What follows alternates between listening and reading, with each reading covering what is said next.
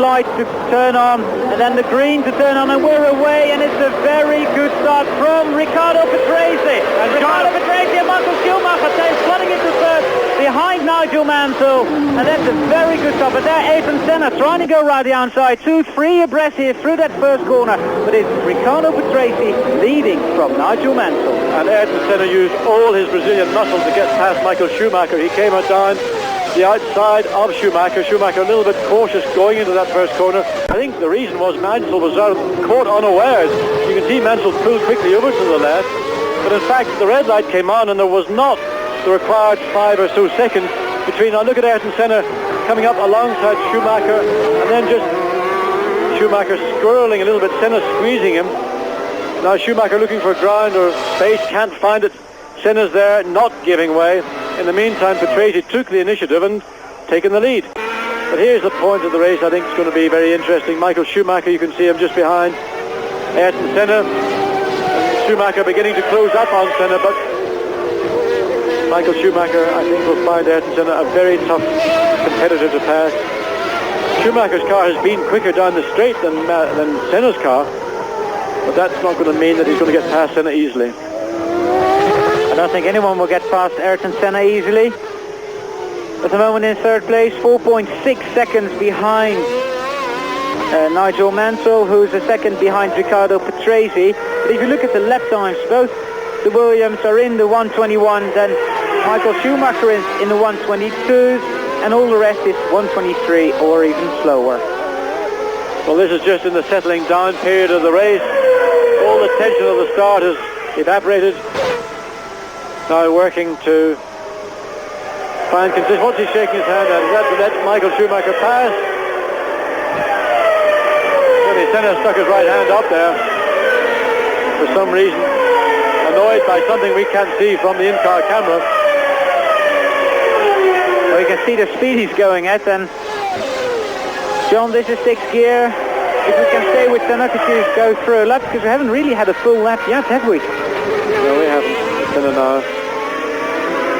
With Schumacher getting closer to him, and of course Schumacher's dragging along Jean Alesi and Martin Brundle, who's on Alesi's gearbox.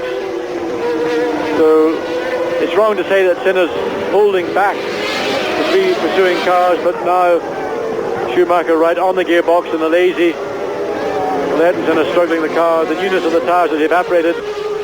Schumacher needs to be very careful, because Alesi will snatch that 4th place off him before he has a chance to think about it. And in that position, Schumacher's position, you must also be aware of what's going on behind you. Your concentration, of course, mostly focused in front of you. Look at Martin Brundle looking to take Alesi's 5th place, but well, it's going to be a little bit of an amusing scenario here, these 3rd through 5th place.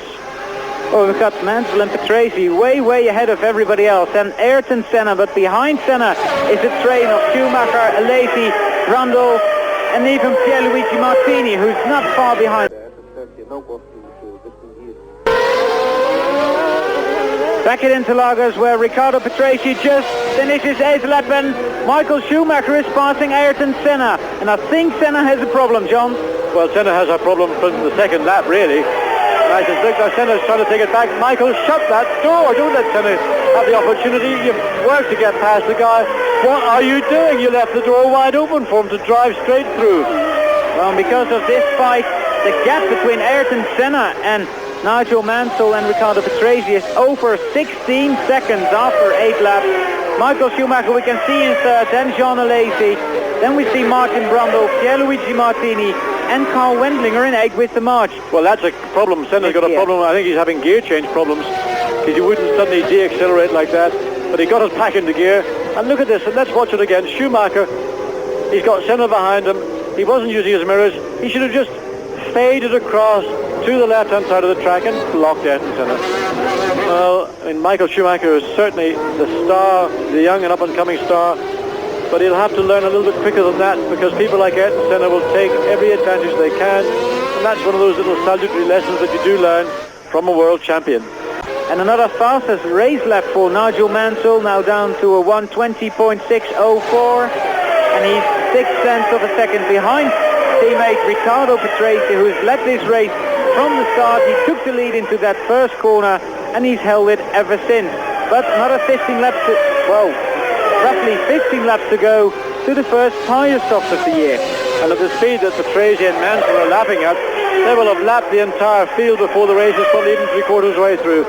Ayrton Senna managing to hold everybody up to the tune of something like 3.5 seconds a lap slower than the two Williams. Of course, the effect is that now from 14th place up to 3rd place, everybody's covered between car to car by 0.2, 0.5 of a second. A long train, all files behind Ayrton Senna. Michael Schumacher, again, not the part of the circuit you can pass on. And really all Schumacher ought to try to do is around this slow part of the circuit is get himself into position and hope that Senna has a problem or can get onto the pit straight with a little bit of momentum that will carry him up to, now look again, he's trying. Oh, he's going through? No, he's not. You see, you can't really get through there. The straight isn't long enough to enable the acceleration to take him up. And Senna, of course, so experienced and so good. Oh, getting him a defensive driving lesson, I suppose, John. Absolutely. Well, John Alesi holding his own in the Ferrari with a 91 NIS spec engine in 5th place at the moment. Then Martin Brundle, who's in 6th, and there's all this big train. But I mean, no doubt that once Schumacher gets past Senna, he'll run away like him like there's no tomorrow. Yes, of course, all the time. Look at Martin Brundle now having a look at John Alesi. Oh, Martin, oh, that was tight. Could have been left Ferrari and front, Benetton right front. But Martin looked at the end of that lap into the Curva de Senna like he was about to have a go at Alesi, and he confirmed that down the back straight, but not really enough. Alesi, of course, one of the last of the late breakers. Martin just could not get alongside him early enough under braking, had to concede.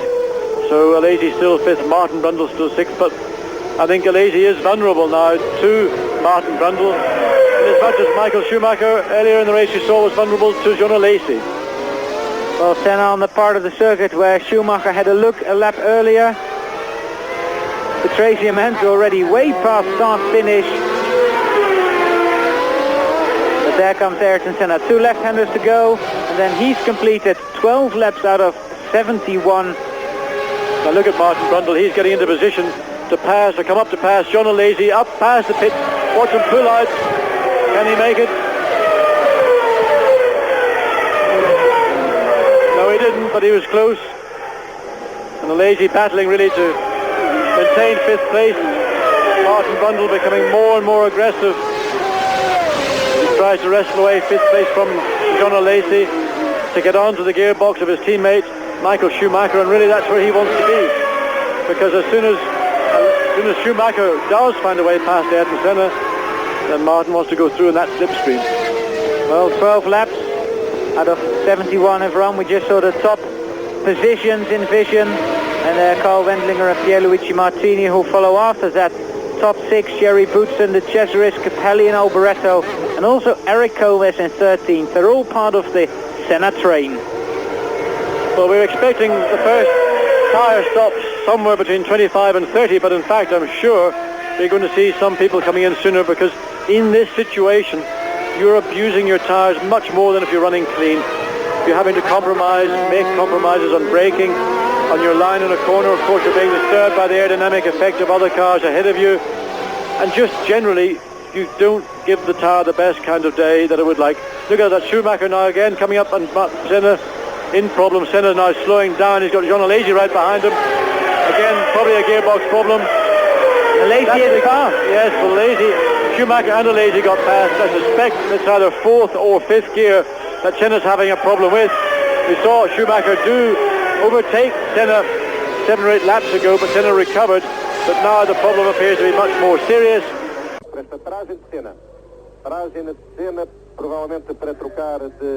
Não, abandono. Abandono da Ayrton Senna. Back here at Interlagos, where Ayrton Senna is out of the 1992 Brazilian Grand Prix